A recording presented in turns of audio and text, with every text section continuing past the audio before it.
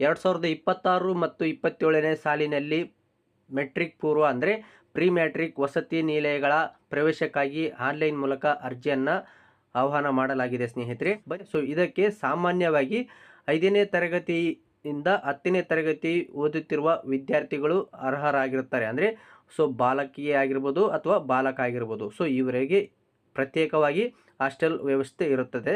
ಅದೇ ರೀತಿಯಾಗಿ ಆನ್ಲೈನ್ ಮೂಲಕ ಅರ್ಜಿಯನ್ನು ನೀವು ಸಲ್ಲಿಸಬೇಕಾಗುತ್ತೆ. ಸೊ ಇದರಲ್ಲಿ ಉಚಿತ ವಸತಿ, ಊಟ, ಪುಸ್ತಕ, ಯೂನಿಫಾರ್ಮ್ ಮತ್ತು ಮುಂತಾದ ಸೌಲಭ್ಯಗಳು ದೊರೆಯುತ್ತದೆ ಸ್ನೇಹಿತರೆ.